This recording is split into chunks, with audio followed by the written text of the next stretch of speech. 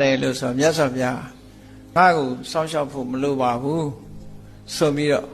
ဘုရားဟောတဲ့ဂါထာလေးကဂါထာတော့မဟုတ်ဘူးစုံနည်းရလေးပေါ့အဋ္ဌနာမေတံဘိက္ခဝေအနဝကာသောယံပရုပက္ကမေနတထဂတံဇီဝိတံဟောရောပိယအနုပက္ကဝေနဘိက္ခဝေတထဂတာပရိနိဗ္ဗာယန္တိအတိပ္ပယ်ကသူတစ်ပါးတွေလုံးလပြောကနဲ့မြတ်စွာဘုရားကိုသိအောင်လုပ်ဖို့ဆိုတာမဖြစ်နိုင်ဘူးတဲ့ဖြစ်နိုင်စရာအကြောင်းလုံးဝမရှိဘူး impossible လို့ပြောတာပဲအဋ္ဌနာမေတ္တာ impossible ဘယ်နည်းနဲ့မှမဖြစ်ဘူးဘုရားဆိုတာဟာသူတစ်ပါးရဲ့တပ်ဖြတ်မှုမပါဘဲနဲ့သဘာဝအတိုင်းသာလဲပြိဋိဘံဆံရိုးရှိတယ်ဆိုတဲ့ဒီစကားကိုမိတ်ချတာနော်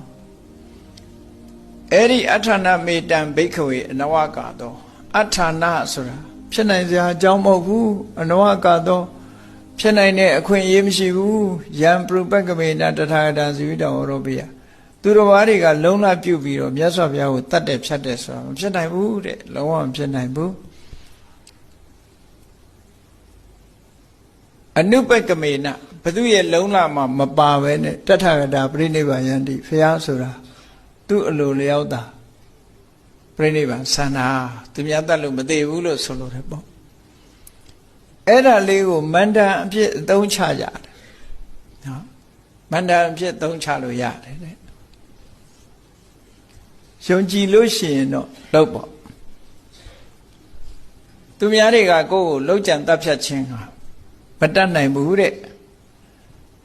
တချို့ဆရာတော်ကြီးတွေအဲ့ဒါကိုရွတ်တယ်သူများတွေကမလှုပ်ကြံနိုင်ဘူးမြတ်စွာဘုရားကိုခုံကိုအာယုံပြုတ်ပြီးတော့အဋ္ဌနာမေတ္တံဘိက္ခဝေနဝကသောယံပရုပက္ကဝေနတထာဂတံဇီဝိတံဟောရောပိယအနုပက္ကဝေနဘိက္ခဝေတထာဂတာပရိနိဗ္ဗာယန္တိဆိုတဲ့ဒီစာပိုက်ကလေးကိုအမြဲတမ်းရွတ်ဖတ်တရဆယ်ပြီးတော့မြတ်စွာဘုရားကိုကြည်ညိုတဲ့အနေနဲ့ကုသိုလ်စိတ်တွေပွားမယ်ဆိုရင်တော့အကျိုးတော့ဖြစ်မှာပါပဲသိကြတယ်နော်ဘုန်းကြီးတို့မှတ်တမ်းတွေထဲမှာမြန်မာနိုင်ငံမှာတစ်ချိန်တုန်းကဒီလွတ်လပ်ရေးမရခင်အချိန်ဒုတိယကမ္ဘာစစ်အပြီးမှာပလိယောဂါတွေကြီးကျယ်ဖြစ်တယ်အင်္ဂလိပ်လက်ထက်ကနောက်ပိုင်းမှာပလိယောဂါတွေတားဖြစ်တယ်အင်္ဂလိပ်ပြန်ဝင်လာတဲ့အချိန်နဲ့တူပါတယ်ဒုတိယကမ္ဘာစစ်မှာပလိယောဂါတွေဖြစ်တယ်ရွာတွေမှာတိမ်ပြီးတိမ်ဆိုတာလို့လူတွေဟာသိဆုံးကြတယ်အဲ့ဒါလို့အကြီးကျယ်ပလိယောဂါတွေဖြစ်တဲ့အခါပရိတ်တော်တွေရွတ်ကြနောက်ဆုံးမှာအဲ့ဒါလို့ပရိတ်ရွတ်တာတောင်မှပဲသိဆုံးမှုနှုံနာကရော့မကြသေးဘူးတဲ့အဲ့ဒီမှာဘုန်းကြီးတို့ရဲ့ဆရာတော်ကြီးက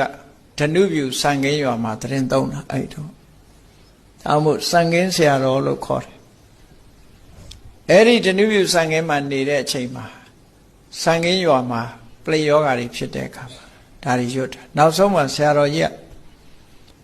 ပရိတ်တေကြီးပဲမဟုတ်ဘဲနဲ့အဋ္ဌနာမေတ္တံထည့်ပြီးတော့ရွတ်တဲ့အခါကျတော့မှအသေးပြောက်တွေဟာရနာသွားတယ်လို့ဒီလိုဆိုတယ်အဲ့ဒါလို့မှတ်ထားတာရှိတယ်ပေါ့နော်ဒါကဘာဖြစ်လို့လဲဆိုတော့ပလိယောဂါကြောင့်လူတွေသေတာတော့ယောဂါကြောင့်သေတာသေပါများလာတဲ့အခါကျတော့မကောင်းဆိုးဝါးတွေရောက်လာတယ်ပေါ့နောက်ဆုံးမှာယောဂကြောင့်သေတာတဲ့မကောင်းဆိုးဝါးကြောင့်သေတာတွေများလာတယ်ဒါကြောင့်မလို့ပရိတ်တွေရွတ်အဋ္ဌနာမေတ္တရွတ်တဲ့အခါကျတော့မကောင်းဆိုးဝါးတွေဟာမနေနိုင်ဘူးထွက်ပြေးကုန်ကြတယ်အဲ့ဒါလို့နဲ့ယောဂဝေဒနာတွေပျောက်ကင်းသွားတယ်လို့ဒီလိုဆရာတော်ကြီးမိန့်ကြားတဲ့စကားကိုကိုးကားပြီးတော့ရေးထားတာတွေရှိတယ်ပေါ့နော်